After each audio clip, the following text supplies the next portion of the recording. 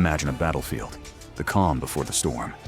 On one side, a solid wall of shields, heavy helmets, short swords, a slow, confident advance. 10,000 Roman legionaries. This is not a mob, it's a living machine, honed by decades of war.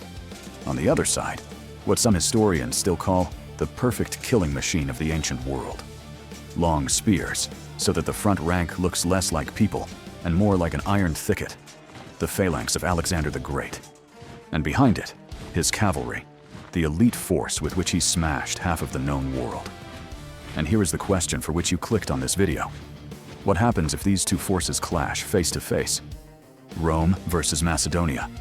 10,000 legionaries against Alexander's army. Who walks off the battlefield and who stays in the ground? Don't rush to answer. Intuitively, it seems that Alexander's army would simply crush them with numbers and reputation.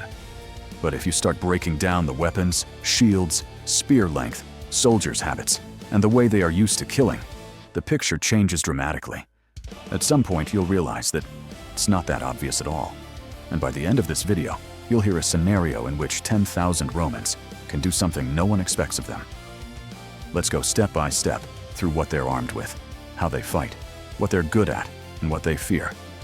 And only then will we try to answer honestly, who beats whom. First, we need to agree on which Romans and which of Alexander's armies we're talking about. History is long, and if we don't specify, we might end up comparing completely different people. Picture Rome, not in the time of the emperors and colossal stone forums, but earlier, in the Republican era. A legionary in chainmail, with a large shield and a short sword. This is the Rome that fought Carthage, the Macedonian kings, the Greeks. It already has a standard organization, formation, discipline, and a unified training system. Now picture the army of Alexander the Great, 4th century BCE. This is not just some Greeks. It's a blend of very specific infantry, the Macedonian phalanx, elite heavy cavalry, flexible light infantry units, and the personal genius of the commander. With this very army, he marched from the Balkans to India. To compare fairly, we need one assumption. On one side, 10,000 Roman legionaries, without allied cavalry and auxiliaries, roughly speaking, a pure legionary fist. On the other side, a typical army of Alexander, including phalanx, cavalry, archers, slingers, but not tens of times larger. Say, 2 or 3 times, so it's still a battle, not an execution. So, our conditions: open field, no fortresses or forests, daytime, normal weather, and 2 armies that never met in reality, but could have. Now let's see what they fight with, and how. Let's start with the Roman. Stand mentally beside him in the ranks. He wears heavy chainmail or scale armor. This isn't decorative. It's real protection against a spear or sword blow. On his head is a helmet with or without a crest, with cheek guards. On his left arm, a huge rectangular shield, almost from chin to knees. This shield is called a scutum. It covers not only the soldier's body, but part of his neighbor's as well. In formation, such shields can form an almost solid wall. In his right hand, the legionary first holds not a sword, but a heavy throwing spear, the pilum. This is a special piece of kit, a long wooden shaft, an iron shank, and a heavy head. The point is not only to pierce an enemy. After impact, the iron shank often bent. If a pilum hit an enemy's shield, that shield became heavy and unwieldy, and often had to be discarded. Once the javelins have been thrown, the legionary draws his main tool, the short sword, the gladius. It doesn't look very impressive, about half a meter long with a broad blade. But the Romans trained their soldiers not to swing it like an axe, but to deliver short thrusts from behind the shield, to the belly, groin, under the ribs, where armor is weak. Now the main thing, formation. The Romans do not stand in one massive block. Their battle line is broken up into smaller units, maniples or cohorts. There are gaps, intervals between them. These allow the blocks to move, fall back, wheel to the sides. This is not a stone wall, but a mobile hedgehog that can bend and reform. Advantages of the Roman: he is well protected by armor and shield. He has a heavy projectile that disrupts enemy formations. His sword is ideal for close, crowded combat. He is trained to fight in formation, obey orders, but also make decisions within his small section of the line. Weaknesses: he needs a relatively short engagement. Standing long in heavy gear and holding a shield wall is exhausting. He needs to get fairly close to throw the pilum and crash into close combat. Without cavalry, he has a hard time dealing with strong cavalry strikes on his flanks. Now let's go over to Alexander's soldier. In the front rank of his phalanx stands a tall warrior with a huge spear, the sarissa. The shaft is about 5 to 6 meters long. Imagine a spear nearly twice a man's height. It's heavy to hold, awkward to carry, but in a tight formation, it turns the phalanx into a hedgehog that is terrifying to approach from the front. The shield of such a warrior is much smaller than that of a Roman. It's round, hung from the shoulder. Armor can vary from light to heavy, but overall, far fewer men have protection at the Roman standard level. The phalanx forms deep ranks. The front ranks lower their sarissas forward. The rear ranks hold theirs a bit higher. As a result, in front of the phalanx appears a field of spear points that is very hard to push into. To reach a Macedonian's body with a sword, you must get past several rows of spearheads. Behind, on the flanks, and separately, stand other parts of the army. Most important is the heavy cavalry, the hederoi, Alexander's companions. These are the men with whom he broke enemy formations by powerful charges at decisive moments. There's also light infantry, slingers, archers, peltasts with small shields. They hurl stones, arrows, and light javelins long before spears and swords cross. Advantages of the phalanx and Alexander's army. The phalanx is almost invulnerable in a frontal clash on level ground if it keeps its formation. Sarissas are longer than any Roman spear or sword, so the first hit belongs to the Macedonians. The depth of the formation gives massive forward pressure that is hard to withstand without good shields and discipline. Strong cavalry allows flanking attacks, encirclement, and breaking the enemy not only from the front. Weaknesses? The phalanx turns poorly. It struggles to react quickly to threats from the side. On uneven ground, the formation breaks, and long sarissas begin to get in each other's way. The sarissa-armed soldier is poorly protected on the flank and in close quarters. His small shield and long spear are ineffective once the enemy breaks in close. The army is heavily dependent on excellent coordination and command. Everything has to work in sync. Now that we have a rough idea of who stands where, we can begin to bring them together on the battlefield. But first, one important observation. The Roman has the edge in close combat, the Macedonian at spear distance and in overall massed pressure. This is like a knife fighter against someone with a long staff. The only question is who manages to dictate the terms. Imagine the moment when the armies close. At first, it's not swords and spears, but light troops at work. Alexander's slingers and archers can begin showering the Romans with stones and arrows, forcing them to tighten their formation and hide behind shields. The Romans have to endure this at first. Then the main formations advance. The phalanx moves forward, slow and steady. Sarissas come down. From several dozen paces away, it looks like a moving wall of spear points. Its strength lies in the fact that if it hits a lighter or poorly organized formation head-on, that formation simply cannot withstand the pressure. The Romans also advance. Shields half-turned, pila at the ready. And here is where the most important part begins. At medium distance, when there are a few dozen paces left to the enemy, the legionaries cast their heavy javelins. Picture thousands of pila flying into the tight phalanx. They hit not only bodies, but also spears and shields. Some sarissas break, shields become heavy or are dropped. The formation tears. Men are forced to lift their arms to pull out embedded iron. The phalanx still moves on, but its perfect line is already disrupted. Here and there are gaps. Some spears no longer point straight ahead, but up or sideways. This is when the Romans aim to close in even more.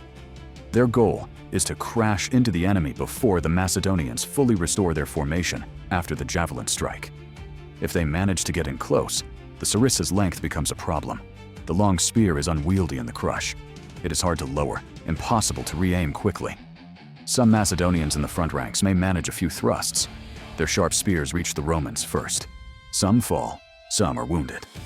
But if even a small group of legionaries wedges between the ranks and starts stabbing and cutting with short swords from under the shields, the phalanx loses its key strength, its solidity. On the flanks, the situation is even more interesting. If the Romans can hit the phalanx's flank, where the sarissas are not presented in a solid forward hedge, the phalanx becomes very vulnerable. The shields are small, the spear is long, turning is difficult. For the Romans, this will be a slaughterhouse. But if they can reach the sides, their chances are very high. Now let's go through the equipment and protection in simple terms, as if you were standing next to each soldier, touching his gear. The Roman shield. A huge, slightly curved board of wood, covered in leather, with a metal boss in the center. It's heavy, but it can be used as a weapon. You can punch with it, push, break a nose, knock someone down. In formation, several such shields make an almost continuous wall. Against arrows, light javelins, and sword blows, it's excellent protection. The Macedonian shield of a phalangite is smaller. It's easier to carry, especially with a sarissa in the other hand. But it covers much less, especially the legs and the right side of the body. In close combat, that's a serious drawback. Now the spears. The pilum is a heavy, one-use weapon. Its job is less to kill than to break the formation. In that, it is terribly effective against dense ranks of shields and spears. The sarissa is the phalanx's arm extended, perfect when the formation is tight and the ground is flat, but useless once the enemy has slipped under the spearheads. Swords. The Roman gladius is short and optimized for thrusting, but it can also hack at legs, necks, arms. The key is that it works well in tight quarters behind a shield. Macedonian and Greek swords are often a bit longer and more suited to cutting blows. In an open one-on-one fight, this can be an advantage. But in the crush between shields and spears, a short thrust is often faster and more accurate than a broad swing. Armor. On average, the Roman is more heavily protected. The standard package: helmet, chainmail or other body armor, large shield. The phalangite may be less well armored, especially if he comes from poorer strata. Of course, front-rank troops also have armor, but overall, protection across the phalanx is less uniformly high than in the legions. In short, when they collide, it's a wall of shields and short swords against a wall of long spears and deep ranks. At long range, the Macedonians have the advantage. At medium range, Pila tear up the formation. In close combat, if it comes to that, the Romans are in their element. But war is not just who can stab better. It matters how people behave under pressure, how long they can hold formation, and what their commanders do. The Roman legionary is used to long wars. The Republic is almost constantly fighting. The soldier trains by marching under heavy loads, digging camps, building fortifications. His life is a series of campaigns. Discipline is harsh. For flight, cowardice, breaking formation, punishments can be brutal, up to execution. At the same time, the Roman formation is more flexible. Junior officers can make their own decisions, pull back, move up, wheel to the side. This gives the legion the ability to live and breathe as a system of many parts, not a single block. Alexander's soldiers are no amateurs either. They have marched through many battles with him. Their morale rests not only on discipline, but on success. They are used to their commander almost always finding a way to win, even against larger armies. The phalanx requires special training. Every man must trust his neighbor. If someone breaks formation, turns, steps back, a gap can open and stretch, undermining the whole line. Psychologically, the phalangite is deeply tied to the sense of shoulder-to-shoulder cohesion and the common rhythm. The greatest strength of Alexander's army is not only the phalanx, but the interplay of all its components. While the phalanx holds the enemy frontally, the cavalry, under Alexander's direct command, can find a weak spot, strike a flank, get into the rear. This is how he defeated the Persian armies, which were often larger but less integrated. And here, a subtle point arises. If we imagine a battle where Alexander fights as he usually did, and the Romans are just a wall of swordsmen with no cavalry or support, then the Macedonians have a huge maneuver advantage. But if we imagine a fairer match where the Romans somehow compensate for the lack of cavalry, say, by choosing good ground, everything changes. Imagine the Romans not on a naked plain, but at the foot of a slope, by a river, on rough, stony ground where cavalry has trouble operating. Or that they have covered their flanks with ditches, stakes, natural obstacles. Then the phalanx is forced into a nearly frontal attack, and cavalry finds it hard to get around. Under these conditions, the Roman formation, their shields and pila, start to matter most. Let's pull it all together and honestly try to answer who beats whom, without fairy tales or fanboy fantasies. If we take a typical scenario for Alexander, open plain, he has phalanx, slingers, archers, cavalry. Against them, stand 10,000 Romans without support. The Macedonian army slowly presses the Romans with its phalanx, pelts them with stones and arrows. The cavalry swings round to the flanks. The Romans have to hold the line in front while fending off flank attacks. In such conditions, Alexander's army will most likely break the line sooner or later. The phalanx will start driving the Romans back, and when the shield wall starts to crumble on the flanks, the cavalry will finish off the fugitives. Even if the Romans punch through the phalanx front in some places, weight of numbers and pressure may still crush them. But if we change the conditions, the result changes too. Imagine a different battlefield. The Roman commander knows he has no cavalry, but he has iron infantry. He sets his legionaries on a slight slope where it's awkward for the phalanx to stand, or on uneven terrain full of bumps, pits, and rocks. He anchors his flanks on natural obstacles. He orders his men to wait and not rush forward. The phalanx advances, starts climbing the slope or stumbling over the rough ground. The line spreads a little. Sarissas are no longer pointed perfectly forward. At that moment, the Romans throw their pila, shredding an already stressed formation, and immediately charge, not giving the enemy time to recover. Now begins a fight where every meter counts. If the Romans manage to break the front somewhere, especially at a seam between units, they can push inside, turn, and start hacking the phalanx apart from within. There, where the spearmen have lost their long weapons and tight ranks, they are almost defenseless against short swords and large shields. There is a third option. What if Alexander, seeing a strong Roman center, decides to repeat his signature move? Fix the enemy's main mass with his phalanx, while he himself, leading the cavalry, strikes at the weakest point? If the Romans don't manage to turn and react, their formation is at risk of being split, with part encircled and part driven off. Even the best infantry in the world doesn't fare well when hit in the back or flank by heavy cavalry, especially without its own horse to counter. So the picture is interesting. In a straightforward head-on clash on level ground, Alexander's army has a serious chance of victory, thanks to the combination of phalanx and cavalry. But if you limit his cavalry's freedom of action and force the phalanx to fight under less than ideal conditions, the legionaries have a real chance not just to hold, but to win in close combat. Now the crucial part. Who actually wins if we boil it down to one short answer? Honestly, like this.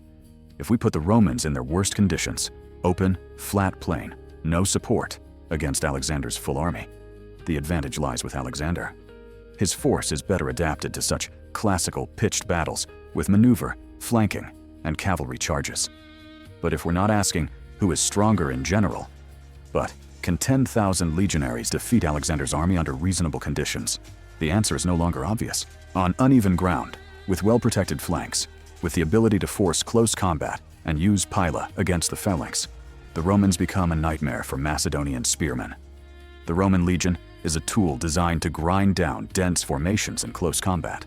The phalanx is a tool designed to break and hold a line, whose tactics work better on a given day depends not only on iron, but on who commands, how the ground is chosen, how many hours the men have already stood under the sun, and who breaks first. So the right answer to who wins doesn't sound like a name, but like a condition. The winner is whoever imposes their kind of battle.